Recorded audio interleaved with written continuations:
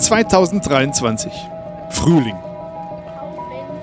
Das ist die Zeit des Jahres, in der das Erwachen der Natur in Fauna und Flora die Menschen erfreut.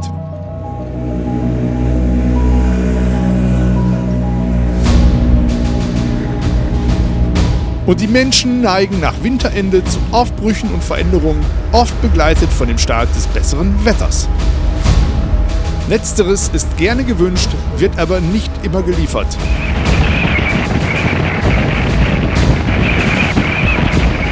Wenn man die Elemente betrachtet, zweifelt man dann doch, ob der menschliche Aufbruchwille wirklich angemessen ist.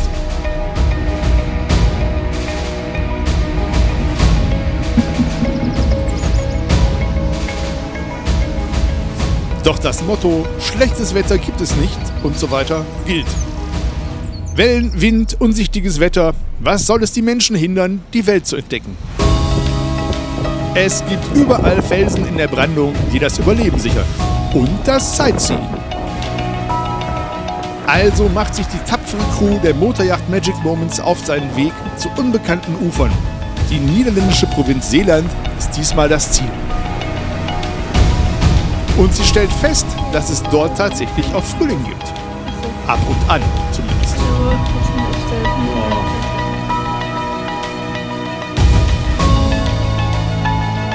Welche anderen Vögel wir noch getroffen haben und ob noch mehr als das hier kaputt gegangen ist, seht ihr gleich.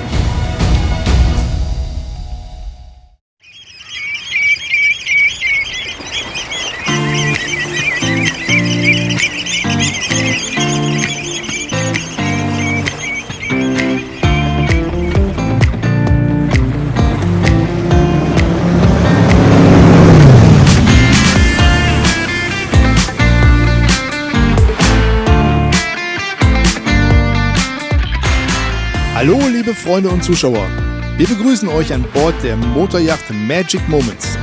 Wir sind in unserem Osterurlaub 2023. Dies ist der zweite Teil. Wenn du Teil 1 noch nicht gesehen hast, kannst du dir das, was vorher passierte, mit dem Link oben rechts auf deinen Bildschirm holen. Wir erinnern uns, heute Morgen haben wir in Vlissingens Sportbootmarina abgelegt. Dahin sind wir gekommen, weil wir unseren Turnplan ändern mussten. Und zwar wegen des starken Winds auf der Nordsee. Jetzt sind wir in der Westerschelde. Das ist quasi direkt hinter der Nordsee. Und hier haben wir jetzt ordentlich Wind von hinten. Und Strömung von vorn. Für sich genommen eine Angelegenheit, die man auf dem Wasser eigentlich gerne vermeidet. Nochmal zur Demonstration. Die Fotos hat ein Shipspotter von Land aus aufgenommen. Wir finden sie sehr vielsagend. Unser direktes Ziel ist jetzt der Industrievorhafen. Das ist nur etwa eine Seemeile. Aber diese Seemeile hat's in sich. Die höchsten Wellen sind ca. 3 Meter. Da der Wind von hinten kommt, können wir ohne ernste Probleme fahren. Das kann sich aber auch schnell ändern, falls mal eine Welle hoch von hinten in unser Heck einsteigt oder uns im Wellental mal zu tief herunterdrückt. Daran wollen wir aber nicht denken. Also finden wir uns damit ab, dass wir uns zwischen Respekt und Spaß nicht wirklich entscheiden können. Spaß macht das Surfen auf den Wellen tatsächlich, solange das Boot auch das tut, was man möchte. Ab und an dreht die Magic Moments mal plötzlich zur Seite. Aber von einem wirklichen Querschlagen sind wir noch deutlich entfernt. Dann haben wir es geschafft. Gleich hinter der Hafenmole sind wir die Wellen los. Da wir um 180 Grad drehen, haben wir den Wind jetzt auf der Nase. Wir sind froh, dass wir uns bei diesem Ritt nichts Schlimmeres widerfahren ist. Aber die nächste Aufgabe wartet. Es geht jetzt durch 2 Schleusen, bis wir zum Kanal kommen. Erstmal die Seeschleuse hier hinter dem Vorhafen. Wir funken sie an und erklären unseren Wunsch. Vlissingens Fluss. This is Motor Vessel Magic Moments. Over. Heute ist der 5. Tag unseres Urlaubes in Zeeland. Wie schon erwähnt, haben wir die Kurve über die Nordsee nach IJmuiden vom Fahrplan gestrichen. Denn dort werden bis zu 9 Beaufort erwartet. Stattdessen wollen wir durch den Kanal über die Halbinsel Walcheren fahren. Binnen erhoffen wir uns weniger Wind. Excuse me, please repeat. Thank you. Kennt ihr das? Wenn man auf dem Funk absolut nicht versteht, wovon der Gesprächspartner in ausländischer Sprache redet und dann, nach einer Wiederholung, immer man noch nicht so richtig weiß, was Sache ist? Also hier haben wir jetzt genau diesen Fall. Wir wissen zwar, dass es 2 Schleusen gibt und auch, dass wir wohl in die kleine Schleuse sollen. Da wir aber ortsunkundig sind, müssen wir uns erstmal orientieren. Wir haben verstanden, dass die Schleuse klar zur Einfahrt sein soll. Was wir aber sehen, sind 2 rote Lampen. Das ist das Gegenteil von klar zur Einfahrt. Während hinter uns der Verkehr weitergeht, tratscht der Schleusenwärter für uns unverständlich mit anderen Leuten. Und wir warten auf grün. Kommt aber nicht. Bei dem Herumdümpeln im Vorhafen drehen wir uns im Wind mal nach rechts, mal nach links. Und dann kommen wir in Sicht auf eine Einfahrt, die mehr als nur ein schwarzes Loch sein könnte. Und da sehen wir es dann auch. Das muss die kleine Schleuse sein. Und während wir dann gerade ziehen und darauf zuhalten, können wir auch den Schimmer 2 grünen Lichter sehen. Gleich direkt neben einem roten. So richtig sicher sind wir uns noch nicht, aber einen weiteren Funkruf machen wir auch nicht. Manchmal hofft man eben darauf, dass sich die Lösung ergibt. Jetzt wird klar, die Schleusenbeleuchtung in grün konnten wir gar nicht sehen. Sie steht kaum erhöht auf der Mole. Und sie waren von unserer Position aus nicht sichtbar, denn sie liegen weit hinter der Einfahrt zurück. Was?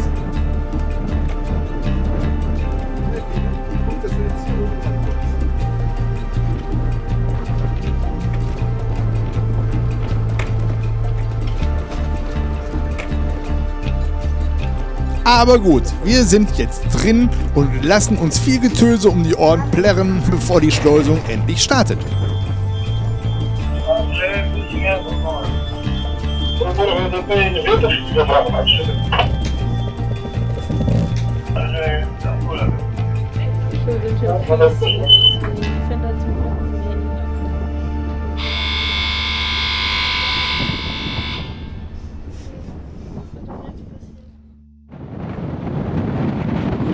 Im Innenhafen fahren wir entlang einiger Werftgebäude, bis wir zum Anfang des Canal der Wolcheren kommen. Hier befindet sich eine Brücke, die für uns geöffnet werden muss. Im Turnführer ist beschrieben, dass die Schleusen nur zu bestimmten Zeiten öffnen. Das soll dem Kolonnenfahren entgegenkommen, das in der Hochsaison unausweichlich hier ist. Aber wir denken uns, dass im Frühjahr natürlich andere Regeln gelten. Hier ist weit und breit keine Kolonne zu sehen. Wir sind die einzigen auf dem Wasser. Und das wird auch so bleiben. Also Brücke angefunkt und eine große Abfuhr erhalten. Die Brückenöffnungszeiten gelten nach wie vor. 3-mal am Tag öffnet die Brücke. Und wir dürfen jetzt noch 1,5 Stunden warten, bevor das zum nächsten Mal passiert. Ja, so ein Ärger aber auch. Und von unserem Anleger aus ist kein Landgang möglich.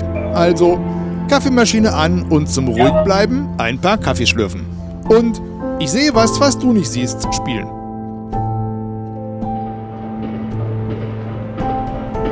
Pünktlich um 1:15 am Mittag öffnet die Brücke dann langsam.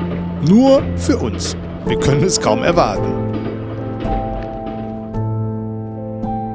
Auf dem Kanal sind 15 km/h erlaubt. Wir preschen los und erkennen bald die nächste Brücke voraus. Die ist natürlich zu. Aber wir checken die Höhe und merken, dass wir wohl ohne Brückenöffnung passieren können. Schnell die Antenne eingeklappt, dann geht es.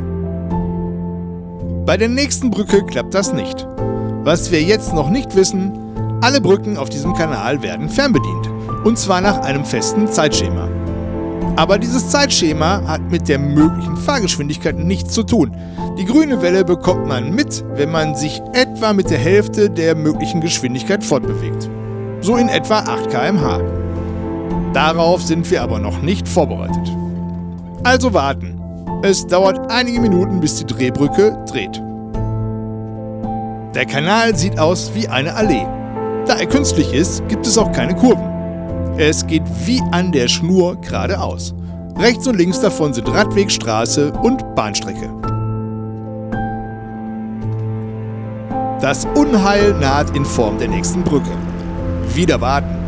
Jetzt sind wir schon im Stadtgebiet von Middelburg, der Hauptstadt von Seeland. Die Klappbrücke ist Hauptverkehrsweg über den Kanal.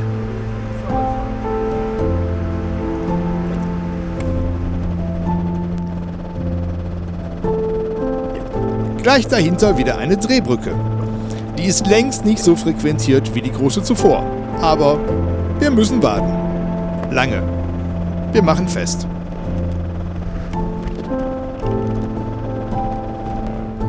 Wenn du kannst, einmal kurz abstoßen. Kurz bevor wir die Kaffeemaschine wieder in Betrieb nehmen wollen, hat man ein Einsehen und wir dürfen durch. Middelburg ist hier bereits hübsch anzusehen und soll im Cityhafen noch schöner sein. Aber mit dem Kanal und seinen Brücken sind wir jetzt schon völlig durch. Mein Chevy ist ja nicht hier, ne? Stadtbild.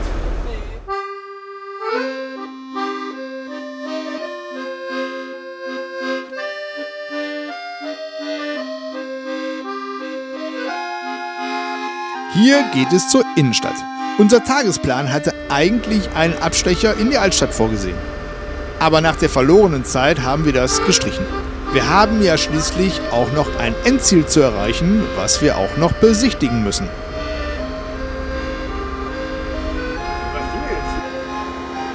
Unterschiedlicher können die beiden einzigen Wasserfahrzeuge, die wir treffen, kaum sein.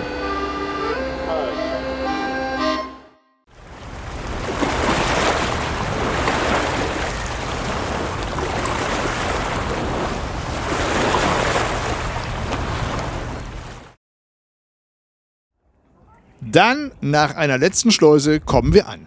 Im Städtchen Fähre können wir am Kai neben der Promenade festmachen. Toll!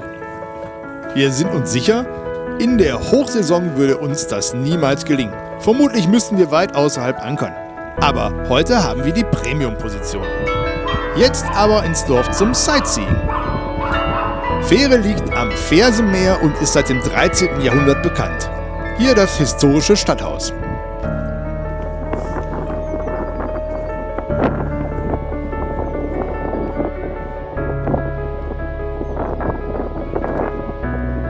Es gab eine Fährverbindung, die den Namen für die Stadt gab. Im nächsten Jahrhundert wuchs die Bedeutung durch den Handel mit England, man wurde reich. Die wirklich große Kirche entstand. Leider sind Bauarbeiten am Werk. Wir können nicht einen Fuß in die Kirche setzen. Schade.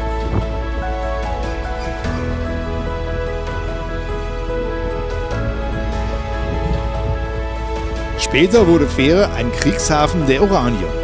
Und als in Seeland der Deltaplan die Eindeichung vorsah, wurde das Fersenmeer von der Nordsee abgeschnitten und ein Binnenmeer. Dadurch gab es auch keine Fischerei mehr in Fähre.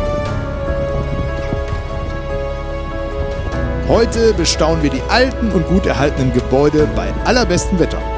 Nur der starke und leider kalte Wind mindert unseren Spaß etwas. Der Hafen ist prima und wir liegen hervorragend. Ein toller Stopp auf unserem Turn. Das entschädigt für den stark reglementierten Kanal. Gute Nacht!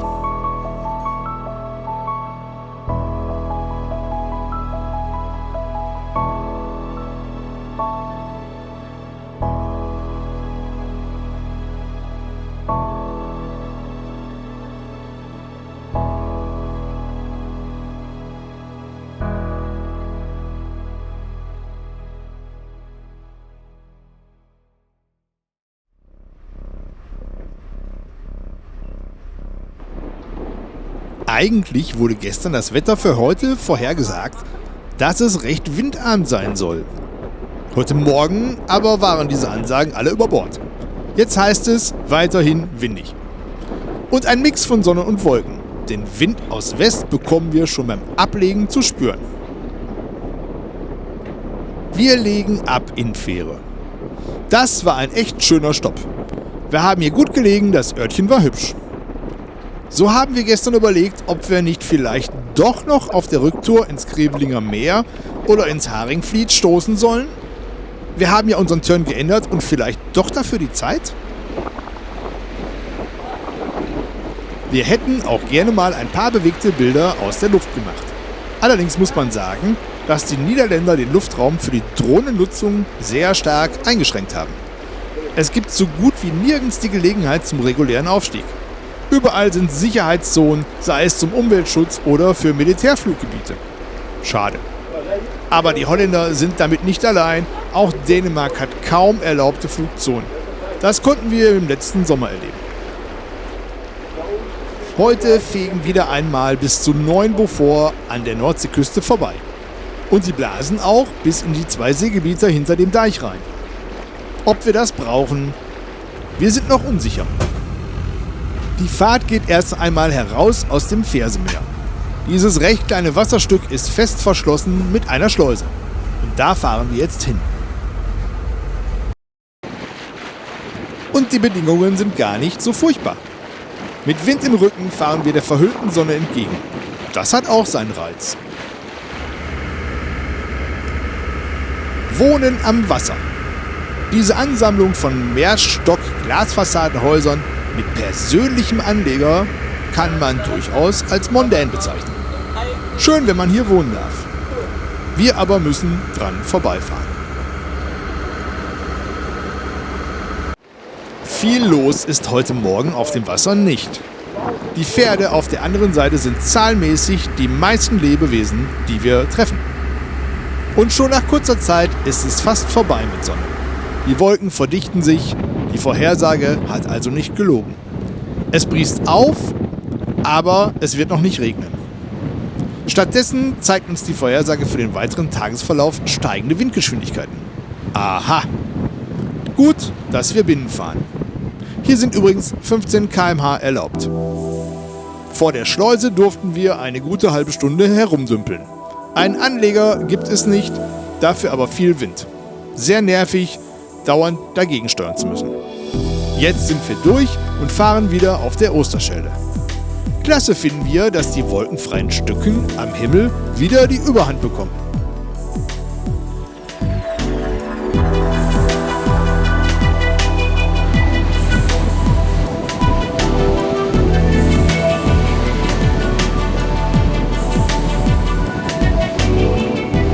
Hier ist wieder ein Gebiet ohne Tempolimit. Der Wind kommt von hinten, so können wir flott fahren. Auch wenn die Wellen gar nicht mehr so klein sind.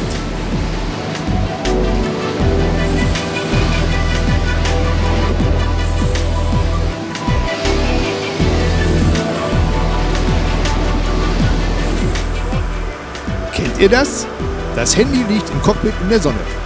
Und auch wenn es gar nicht so heiß ist, überhitzt das Teil trotzdem. Selbst bei den nicht sommerlichen Temperaturen und vielen Wolken ist das gerade passiert. Das Display leuchtet deshalb nur noch auf Sparflamme bis zur Abkühlung. Und kennt ihr das? Ihr sucht etwas, was vorhin noch da war. Auf dem Boot. Also dort, wo es schaukelig ist und sich abgelegte Teile schnell mal mit der Schwerkraft und der Beschleunigung bewegen. Das haben wir jetzt auch. Und jetzt, wo es wiedergefunden ist, bleibt das Problem. Auf dem Boot gibt es überall Ritzen und Löcher, an die man nicht mal so eben drankommt. Das haben wir jetzt gerade auch. Dann muss die Geheimwaffe ran, unsere Tochter. Schließlich hat sie die dünnsten Arme und Finger. Gut für jedes kleinste Loch. Trotzdem, es klappt nicht. Wir werden viel später nach dem Anlegen noch unsere liebe Mühe und Not haben, das Teil zu bergen. Und wir werden uns dabei sehr sportlich verbiegen. Ja, so ist das halt auf dem Boot.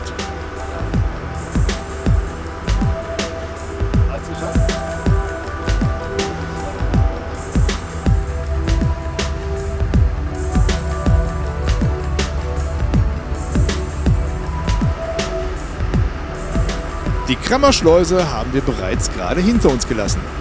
Nichts von Bedeutung, was sich zu filmen gelohnt hätte. Noch ein verzweifelter Bergungsversuch nach dem heruntergefallenen Gegenstand. Vergeblich, wie gesagt.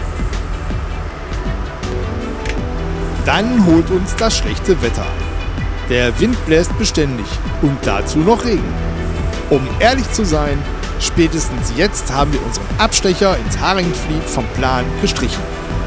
Dort ist es laut Windfinder noch windiger. wer braucht das? Wir fahren jetzt weiter ins Landesinnere, weg vom Wind.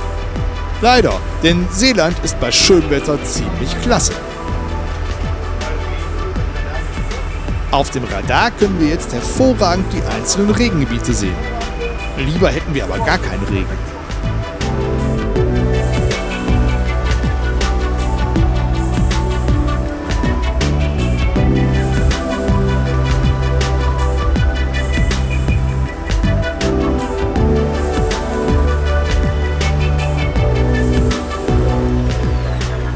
Und was ist das? Aprilwetter, ganz klar. Eine halbe Stunde später brennt der Lorenz, als wäre nichts gewesen. Unglaublich. Aber wie gut, denn jetzt kommen wir zur Volkerak-Schleuse. Schleusen im Regen macht ja niemals Spaß.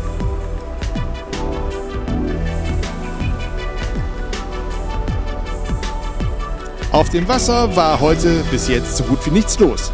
Bei dem unsichtigen Wetter ist das auch gut so. Auch in der Schleuse sind wir allein.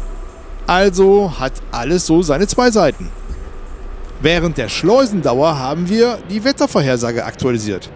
Das haut uns um. In der Nacht soll es über 40 Knoten Windgeschwindigkeit geben. Nicht in der Nordsee, sondern hier.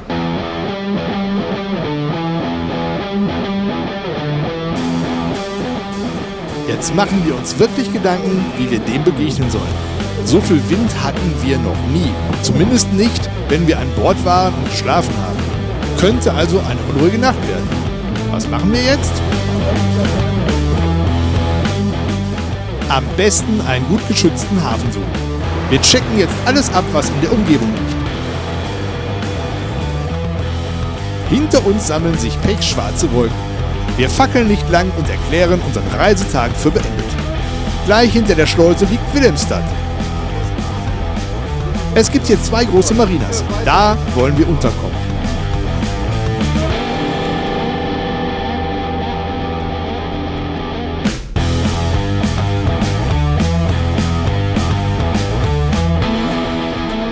Die Hafenmeisterin ist in ihrem schwimmenden Office. Wir haben jetzt die Wahl. An die große Steganlage außerhalb oder in den Stadthafen. Wir überlegen nicht lange. Vermutlich haben wir in der Stadt inmitten der Bebauung mehr Schutz vor dem Wind. Also rein in den Innenhafen.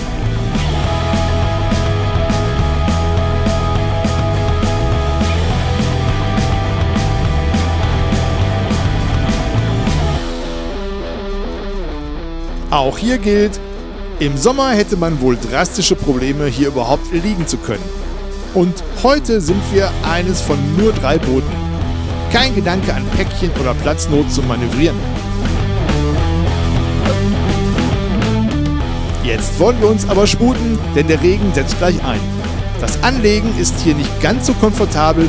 Wir müssen die beste Position an den Holzdeilen finden. Im Auge haben wir dabei, dass wir gut gefendert sein möchten. Der Sturm. Nach wie vor stehen 40 Knoten Wind auf der Vorhersage für heute Nacht. Der Regen wird gleich sehr heftig werden, aber auch sehr kurz. Wir haben schließlich April.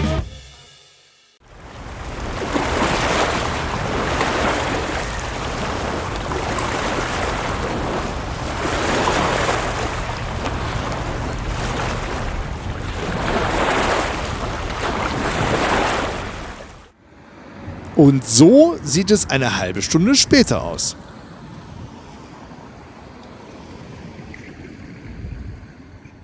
Die mit einer umgebenden Mauer befestigte Stadt ist ähnlich zu Waudrichem, wo wir in unserem ersten Teil des Turns festmachten.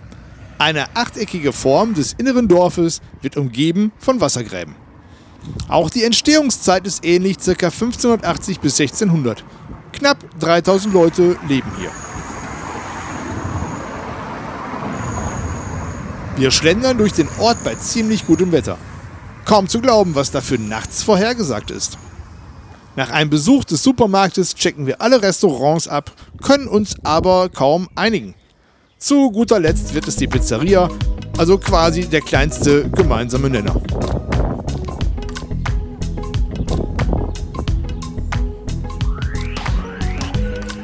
Auch den Hafen hinter der Stadt besuchen wir.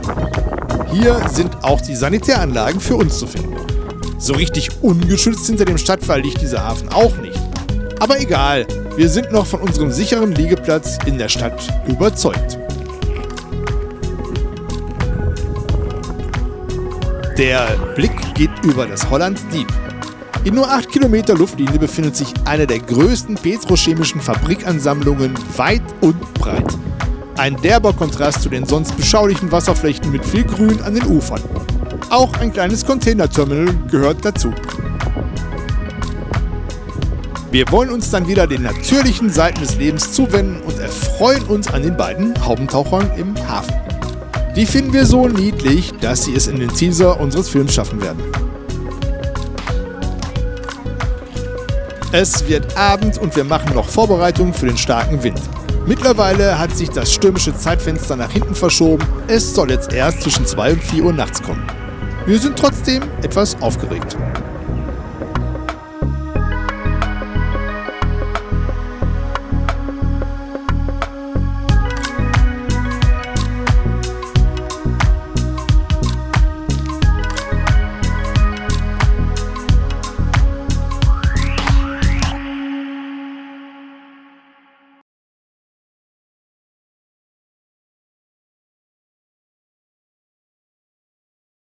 Am nächsten Morgen sind wir heilfroh, dass der richtige Sturm wirklich nur 1 Stunde getobt hat. Wir sind wach geworden und haben auch ordentliche Bewegungen im Boot gespürt. Aber unsere Lage inmitten der Stadt hat uns vor allem Schlimmsten verschont. Dann konnten wir weiter schlafen und das war's. Wir haben uns gestern Abend noch viele Gedanken zu unserem weiteren Turn gemacht. Eigentlich sind wir ja mittlerweile ganz weit entfernt von unserem Ursprungsplan. Demnach wollten wir jetzt in Amsterdam sein. Na, das war wohl nichts. Wir lernen, mit dem Boot an der Küste im Frühjahr ist man den Unwägbarkeiten unterworfen. Jetzt wollen wir das Beste daraus machen. Aber was ist das Beste? Zunächst beschließen wir nach Möglichkeit eine andere Route für den Rückweg zu wählen als der Hinweg. Soweit es eben geht. Also geht es nicht mehr über die Merwede zurück, sondern über die Maas. Mal sehen, was wir dort so geboten bekriegen. Nebenbei erspart uns das die Fahrt gegen die stärkere Strömung auf Merwede und Waal. Der Wellengang hier zeugt vom starken Wind heute Nacht. Man kommt sich fast vor wie auf See. Sind wir aber gar nicht.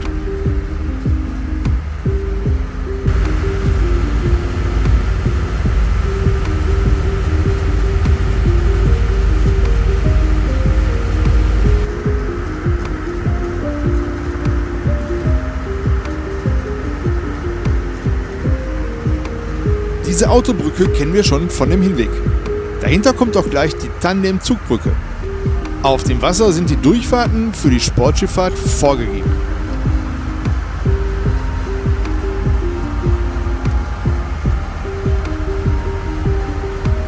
Jetzt, wo die Wasserbreite kleiner wird, lassen auch die Wellen nach. Hier an der Binnenrede liegen viele große Schubverbände, zum Beispiel die Fährhafenleichter. Dann sind wir auf der Maas.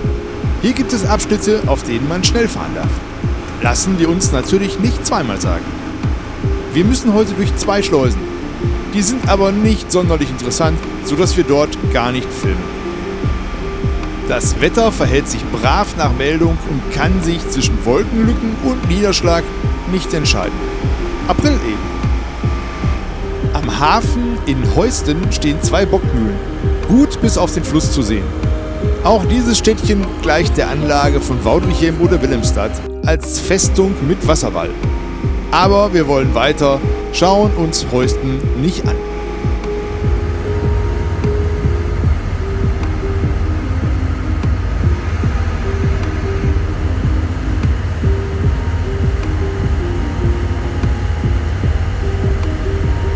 Landschaftlich haben wir rechts und links vom Fluss viel Grün. Ab und an garniert mit ein paar Bäumen.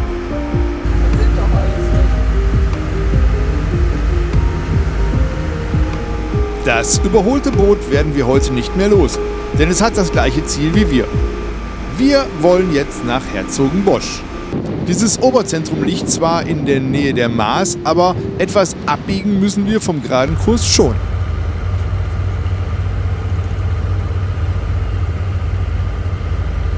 Und noch vor unserem Abbiegen passiert es dann. Der Himmel reißt auf und wir bekommen Sonne. Die war für heute gar nicht mehr gemeldet. Welche Freude!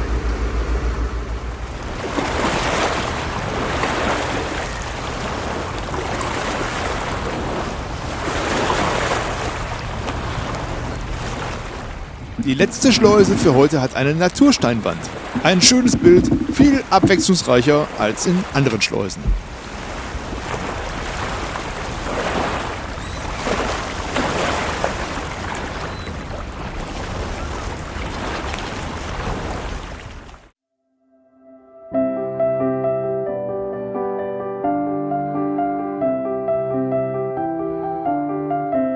Dann kommt der Abstecher nach Herzogenbosch, kurz den Boss genannt.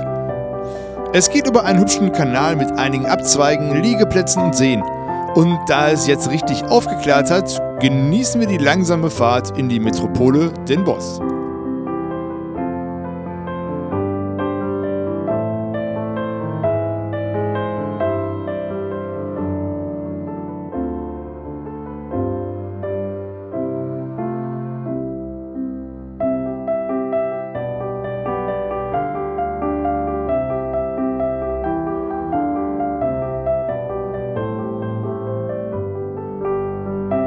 Als wir unter der Bahn- und Autobahnbrücke durchfahren, kommen wir auch schon ins Binnenhafengebiet der Stadt.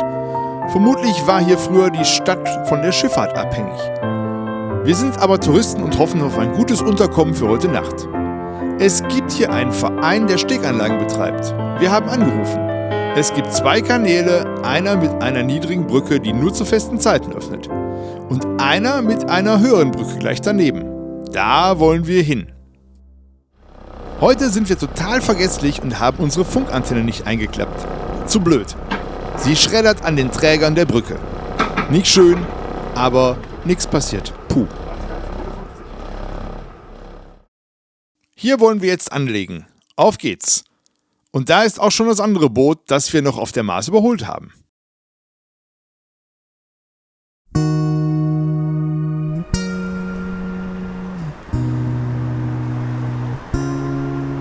Der erste Eindruck? Wir liegen gut. Zwar direkt zwischen der Bebauung, aber das ist wohl in einer Stadt absolut üblich. Steg und Technik scheinen top. Und sonst? Duschen ist umsonst. So ein netter Hafenmeister, sowas habe ich ja noch nie erlebt. Aber sogar öfter hin hier. Mein Gott, ist der nett. Bin begeistert.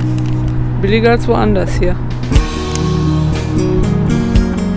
Gut, dass wir das geklärt haben.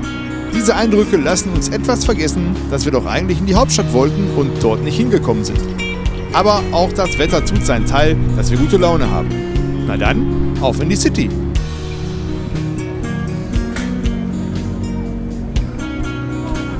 Die liegt auch wirklich super fußläufig. Es sind etwa 6 Minuten bis zur Fußgängerzone. Und Den Bosch ist als Oberzentrum wirklich eine schöne Stadt zum Einkaufen und Bummeln.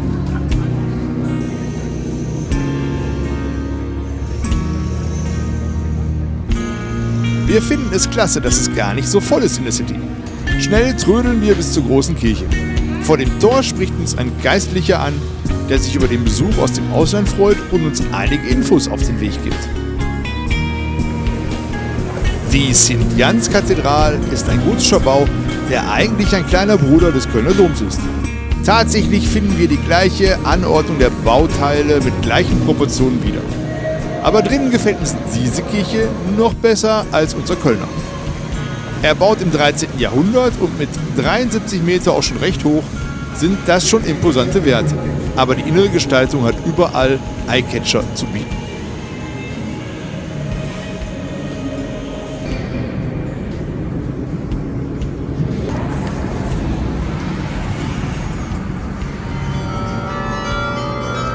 Und was zeichnet eine gute holländische Kirche aus? Natürlich das Glockenspiel. Check, hier stimmt alles. Kurzum, wir sind von unserem heutigen Ziel begeistert. Und das Wetter? Es könnte wirklich Frühling sein. Nicht in Seeland, aber in Nordbrabant. Es gibt Eis. Noch Fragen? Ein schöner Tag. Bis morgen. Neben, Ja, vor uns. hinter uns. Der nächste Tag und das Boot hat Durst. Die 250 Liter Wassertank bringen uns eigentlich immer recht weit. Aber wenn der Wasseranschluss so nah ist wie hier, lassen wir uns nicht bitten. Wir haben gestern beschlossen, dass es uns hier gut gefällt. Und zwar so gut, dass wir noch einen weiteren Tag bleiben. Deshalb können wir heute entspannt den Tag beginnen und dann bei prima Frühlingswetter die Stadt erkunden. Also da ist Agosch, das Adroat und vorne ist Tuturat. In Vorbereitung auf die zweite Schulfremdsprache im Sommer üben wir in Holland etwas Französisch. Was sonst? Und hier der Beweis, es muss Frühling sein. Wo sollen sonst die Küken herkommen?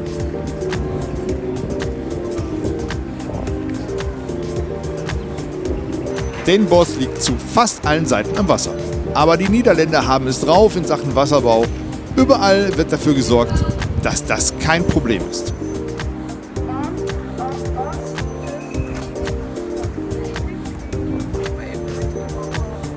So auch hier. Wo es keine Brücke gibt, wird eine Fähre installiert. Die Kettenfähre wird energiesparend durch dicke Arme der Passagiere angetrieben. Nicht jedermanns Sache, funktioniert aber. Nee, du. Kurbel ist noch nicht, die Kette ist noch nicht gespannt.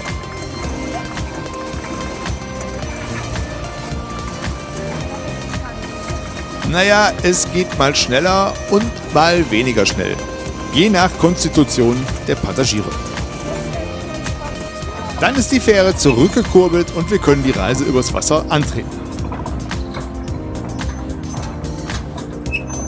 Auch hier bleibt die Frage nach den körperlichen Möglichkeiten. Tatsächlich ist die Kette aber wirklich nicht leicht zu kurbeln. Und so dauert die Fahrt halt etwas. Wir sind drüben und die Kette wird nicht kalt. Schon steht der Nächste am Terminal und will auch rüber. Direkt vor den Toren der Stadt finden sich in den Auen und Wiesen dichte Flora und Fauna. Der Fasan teilt sich diesen Bezirk gleich mit dem Dammwild.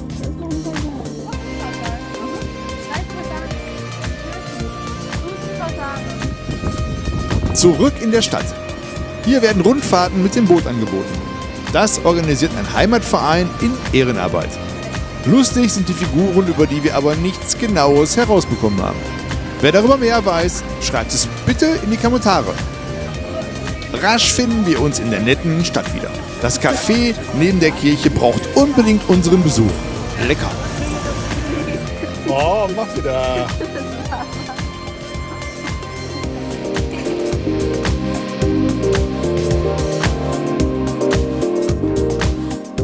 So vergeht ein weiterer echter Frühlingstag in Holland. In den Bosch. Abends wandern wir zum Essen in ein Fischrestaurant in der Nähe.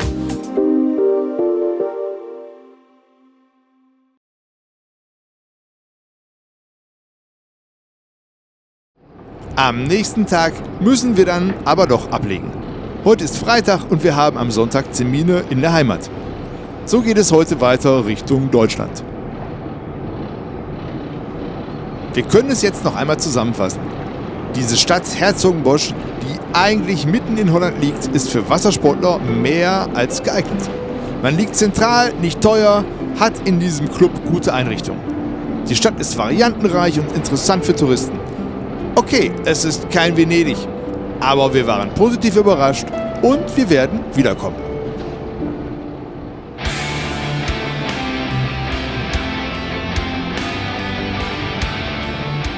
Heute geht es durch die gleiche Brücke wie vorgestern Abend. Aber wir haben unsere Antenne diesmal eingeklappt, also kein Problem.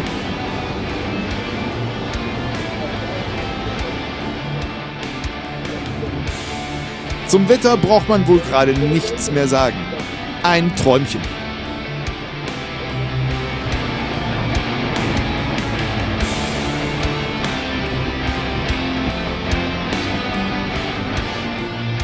Übrigens, der Kran zur Linken ist tatsächlich ein Hotelzimmer. Komplett ausgestattet mit kleiner Pantry, WC und Dusche. Man kann es tageweise buchen. Und damit der Spaß nicht zu kurz kommt, der Turm ist tatsächlich drehbar. Wenn das kein Angebot ist. Und gleich daneben Street Art.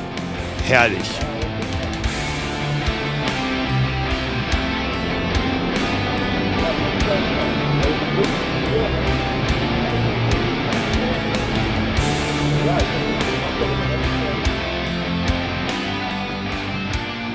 Zurück in der Henrietteslust, die uns wieder auf die Maas bringt. Der Abstecher nach dem Boss hat uns gut gefallen. Jetzt wollen wir wieder auf Kurs Richtung Heimat kommen. Es geht die Maas bergauf.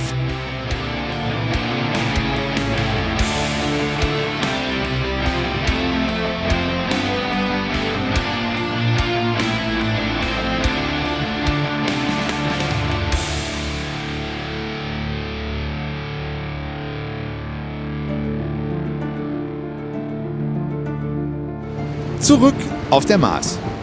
Es gibt Brücken und Fähren. Und da, wo die Fähren fahren, herrscht Geschwindigkeitsbegrenzung. Der Wind nimmt zu, der Himmel wird diesiger. Das war leider gemeldet. Die Temperatur sinkt auch. Gut, dass wir unter der Persenning sitzen.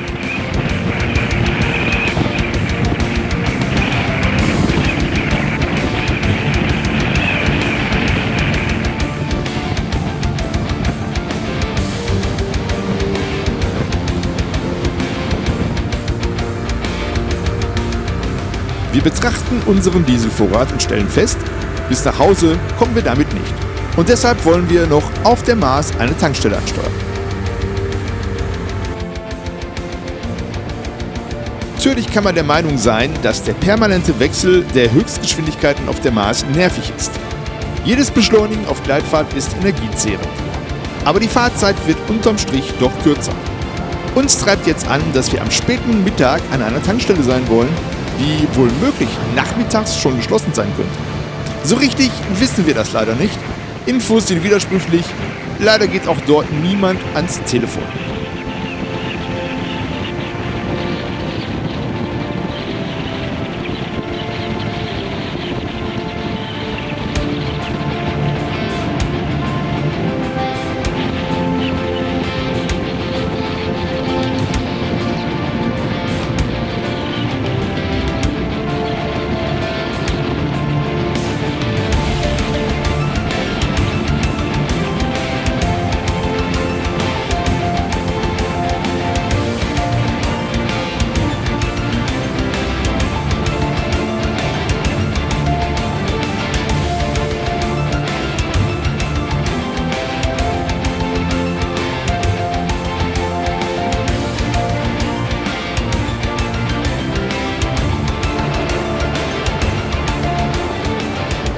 Die nächste Schleuse kommt.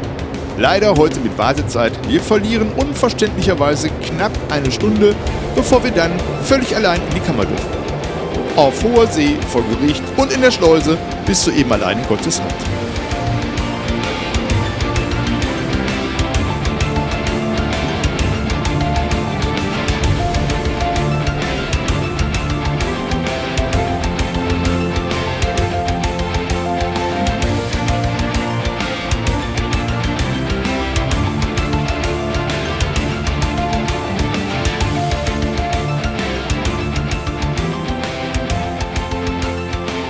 Bei Kuik werden wir dann die Tankstelle besuchen. Aber wir werden Pech haben. Niemand dort, keine weiteren Infos. Der Albtraum für den fahrenden Touristen. Plan B? Fragezeichen.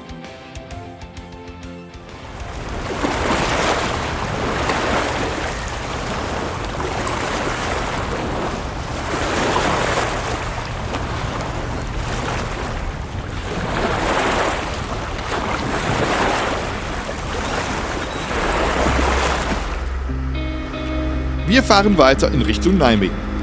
Dafür müssen wir von der Maas abbiegen. Durch den Maas-Waal-Kanal geht es weiter. Dieses Sperrtor markiert den Beginn des ca. 13 Kilometer langen Kanals.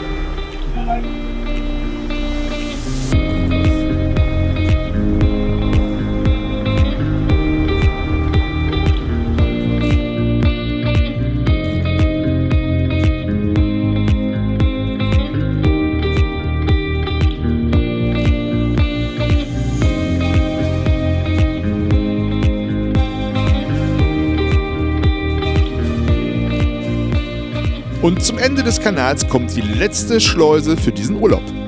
Die Sluice Verte hat 2 Kammern, die in sich noch teilbar sind. Wir dürfen allein in einen Kammerteil und haben keine Wartezeit. Prima.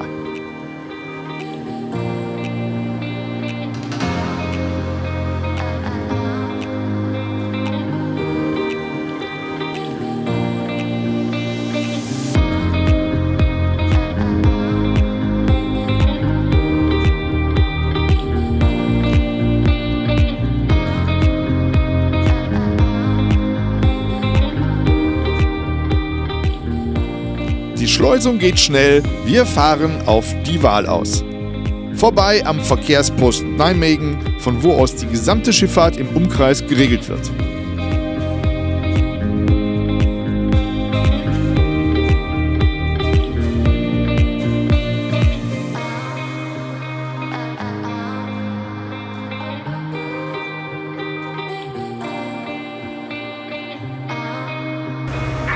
Genau hier waren wir vor einer guten Woche schon einmal. Und deshalb wissen wir, am Bunkerboot gibt es Diesel für uns. Und wieder das gleiche Geschaukel beim Tanken. Man kann sich vorstellen, dass es schwierig ist, den Tank voll zu bekommen, denn irgendwann schwappt der Inhalt einfach wieder aus Überlauf oder Zulauf hinaus. Fair was.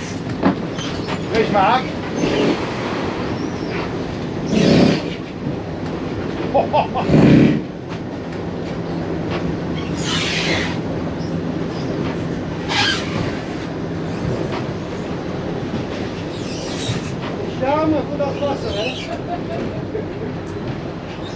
Mann! Und dann ist der Fahrtag für uns auch wieder vorbei. Wir legen uns im Lindenberger Hafen an den Steg. Auch wenn es hier keinen Strom und kein Sanitär gibt, wollen wir hier bleiben. Beides können wir für eine Nacht kompensieren. Das Wetter wechselt wieder und der Wind briest stark auf. Unser Liegeticket, das wir an einem Automaten kaufen, wird nach dem Ausdruck gleich aus dem Ausgabeschlitz ins Wasser geweht. Na prima. Wir hoffen mal, dass keine Kontrolle kommt. Käse. Cheese.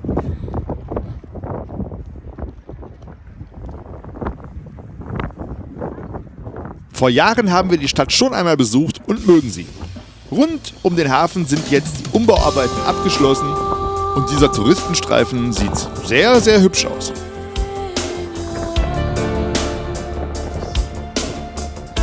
Der Weg in die City ist auch nicht sehr weit.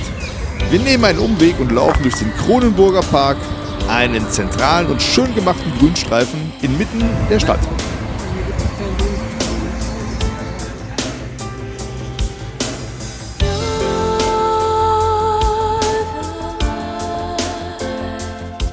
Durch die Fußgängerzone geht ein Wasserlauf. Hier waren wir schon einmal, vor Jahren im Sommer.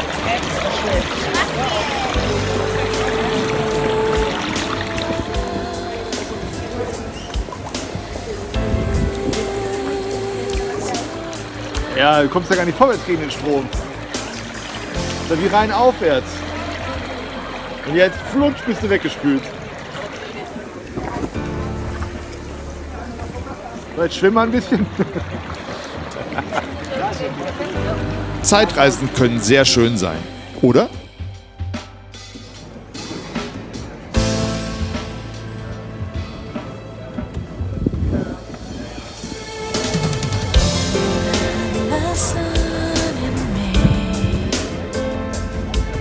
Man kann es drehen und wenden, wie man will. Natürlich ist auch die Innenstadt im Hochsommer attraktiver als jetzt im wechselhaften Frühling.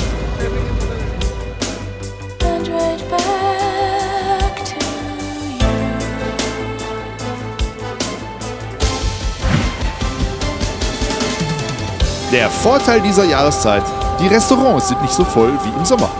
Wir konnten leicht unser Wunschrestaurant entern und uns stärken. Gleich oberhalb vom Hafen liegt der Falkhofbahn. Hier streifen wir durch und finden die Anlage sehr hübsch. Ist aber bei der heutigen Witterung nicht wahnsinnig einladend.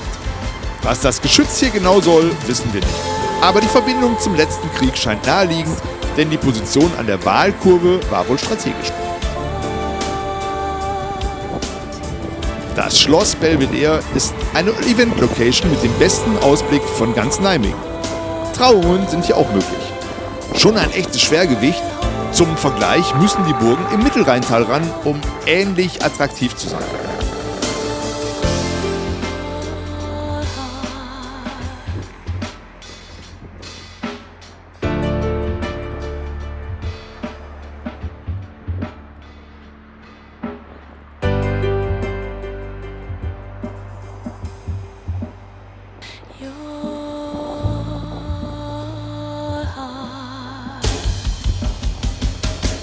Und dann geht doch noch etwas kaputt.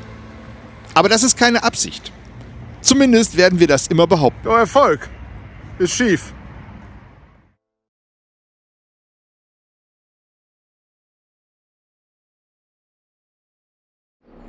Am letzten Tag unserer Reise ist das Wetter ähnlich unserem ersten Reisetag. Leider grau. Dann ist der Reiz, nach Haus zu fahren, ein klein wenig größer.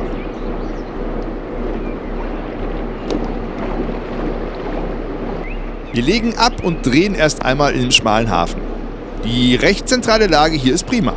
Mit Sanitär und Strom wäre das Liegen noch komfortabler. Wenn wir mal zusammenfassen: Holland ist für uns Bootsfahrenden immer eine Reise wert. Das gilt auch für Nijmegen, die große Stadt an der Waal. Schließlich legen hier auch viele Flusskreuzfahrer an. Die werden schon wissen, warum.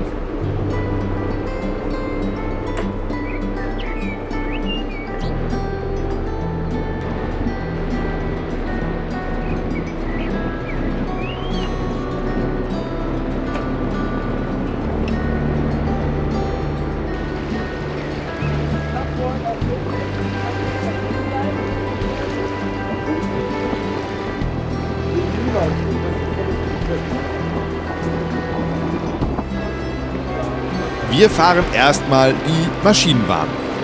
Mit wenig Umdrehungen geht es nur sehr langsam den Strom bergauf.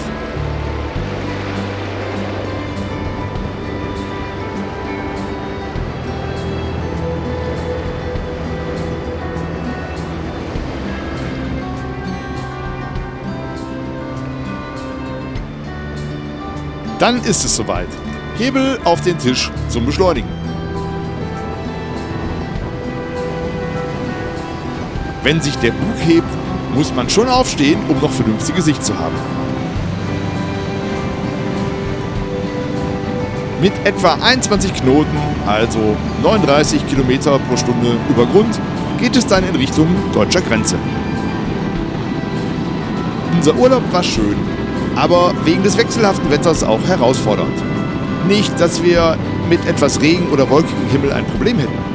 Es waren die Fahrbedingungen, die uns eingeschränkt haben. Unseren Plan, über die Nordsee nach Amsterdam zu fahren, hatten wir ja bereits frühzeitig aufgegeben.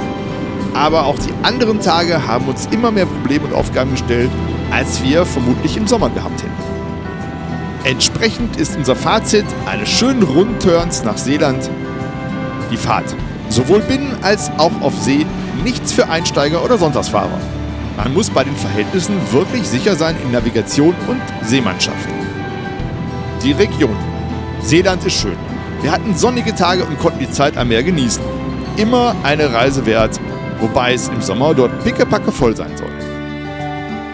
Das Boot. Magic Moments hat uns nicht im Stich gelassen und gut und sicher hin und zurückgebracht.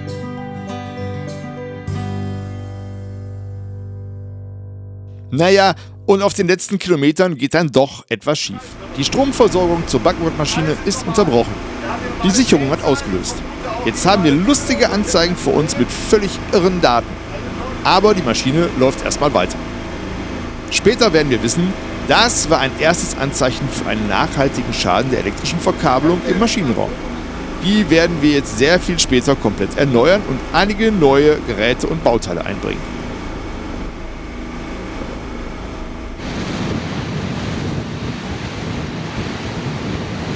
Dann kommen wir an. In Duisburg fahren wir unter der vorletzten Brücke durch und sehen bald den großen Schornstein des Kraftwerks neben unserem Hafen. Die Rückfahrt war schnell und ohne weitere Vorkommnisse. Jetzt ist es etwa Mittag.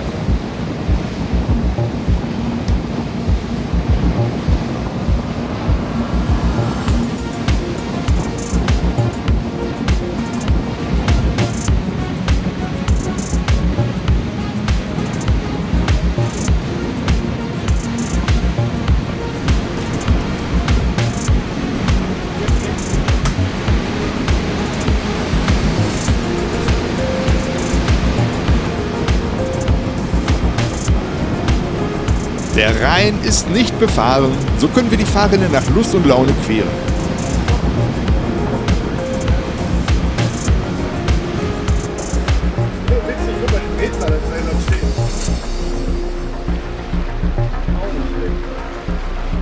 Dann fahren wir vorbei an der Nikolausstatue in den Eisenbahnhafen ein.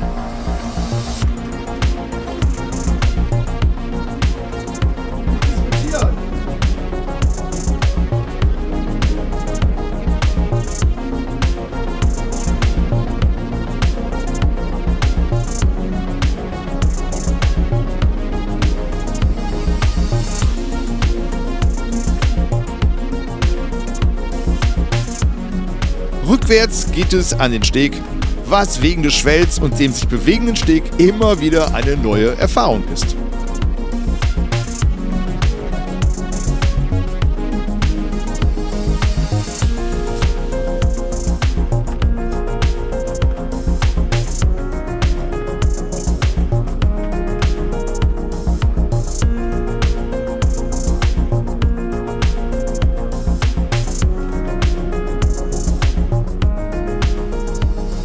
Wir haben festgemacht und nehmen dann die niederländische Gastlandflagge ab. Wer weiß, wann wir sie wieder setzen werden. Aber vermutlich bald, denn die Reise zu unseren Nachbarn ist es immer wert. Danke fürs Zuschauen und viele Grüße von der Crew der Magic Moments. Und für alle auf dem Wasser, Handbreit.